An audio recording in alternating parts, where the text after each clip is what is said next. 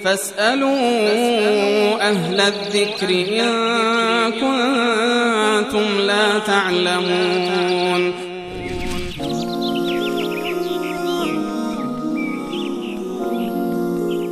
و بیننده‌ای در رابطه با تعدد زوجات پرسن و عدالت بین اینها که گفتن 2 تا خانم دارن و عدالت در چه مواردی شرطه؟ در خوراک، پوشاک، در همبستری، در چه مواردی؟ بله.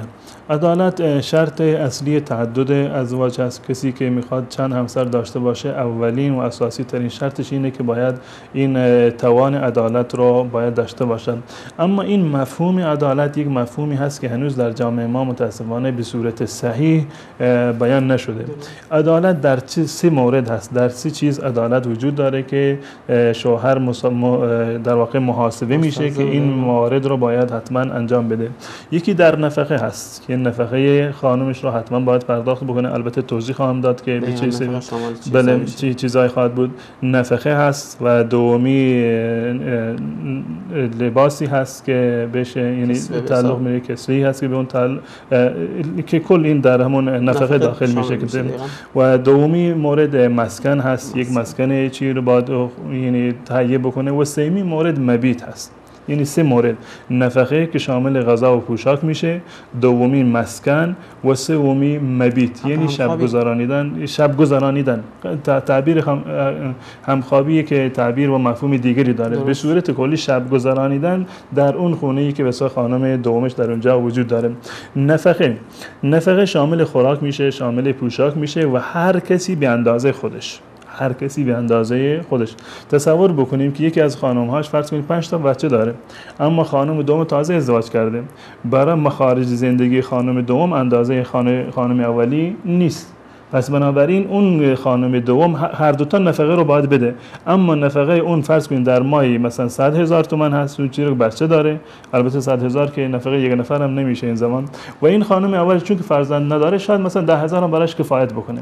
نفقه هر کسی به اندازه خرج خودش، به اندازه خرجی که خودش داره. نوع اون نفقه که میده یا اون غذایی که و طعامی که میدن باید یکی باشه، مثلا نه که یکی به قول معروف خیلی غذا پایین باشه. بله قطعا این یعنی در این مساوات هست. یعنی قطعا هر چیزی که در بازار به وجود هست برای خانم اولش میگیره، برای خانم دوم هم همون میگیره.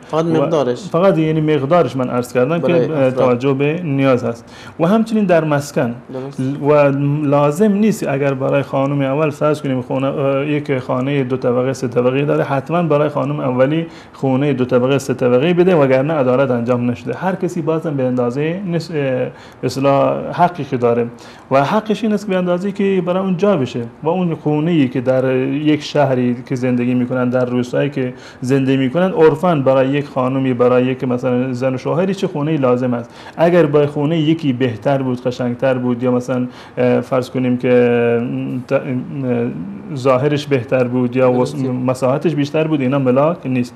و همچنین به اندازه نیازش. خانم اولی فرض کن 10 تا بچه داره، خانم دومیش بچه نداره، حداقل چند تا اتاق باید خونه اولی باید بیشتر داشته باشه تا اینکه بچه‌هاش جا بشن و خونه دومی رو به زن دومی شاید این نیازی برای اون نیست. و همچنین در مبیت، این نقطه مبیت بسیار مهم است. مبیت یعنی این که شوهر موظف هست که یک شبی اگر در منزل خانم اولش هست، یک شب دیگه در منزل خانم دومش باشه. اگر 2 شب هست تقسیم اختیار به خودش هست. 2 شب تقسیم میکند، 1 هفته تقسیم میکند، 10 روز، به هر صورتی که خودش تقسیم میکند. 10 روز خونه نفر اول بود، همسر اول، 10 روز دیگه باید خونه نفر دوم باشه. همبستری شرط نیست. همبستری بستگی داره به نیاز 2 طرف و این به اصطلاح جزء مواد و مفاد تعریف شده در مورد عدالت نیست. و همچنین یک مسائلی در این زمینه وجود داره که بسیاری یعنی در واقع جزء امور عدالت نیست، اما خود انسان‌ها بر خودشون اینو سخت گرفتن.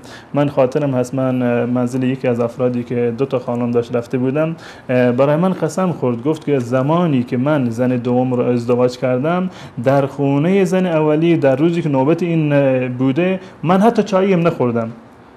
حتی چای در خونه زن اول نخوردم، این کاملا مجازه. این جزء مواردی هست که جزء موارد عدالت نیست. اگر اینو انجام دادید در زمانی که نوبت خانم اول شما هست راحت میتونی بری خونه خانم دومتون، یا برعکسش نوبت دومی هست میتونی خانم اولی رو بروی سر بزنی. بلکه این سنت رسول الله صلی الله علیه و سلم بوده که در هر روز تمام خانم هاشون رو میرفتن سر میزدن و در هر منزلی می نشستند استراحتی میکردند و اگر چیزی غذایی بود یا آبی چیزی تعارف میکردند ایشون حتما به اصطلاح میل میفرمودند. اون چیزی که به اصطلاح معیار هست در عدالت باید در نفقه باشه، در مسکن باشه و در مبیت، یعنی تقسیم مساوی شبانه روزهایی که به اصطلاح تقسیم میکنن. این شب مال زن هست و روز مال خود مرد، اختیار داره هر کجا که میخواهد که برود. منتها در این یک چیزی رو باید توجه بکنند که مبادا اقدامی رو انجام بدن که باعث رنجش و زیاد شدن فاصله در میان دو نفر باشه،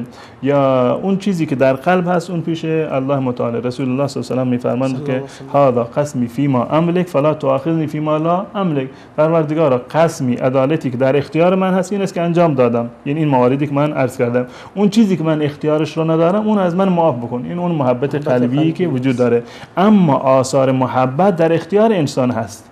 آثار ظاهری محبت به معنی رسیدگی، اظهار محبت کردن، اینها در اختیار انسان است، اینها باید کنترل بشه. اما اون محبت قلبی یک چیزی هست که الله متعال از اون مؤاخذه نخواهد.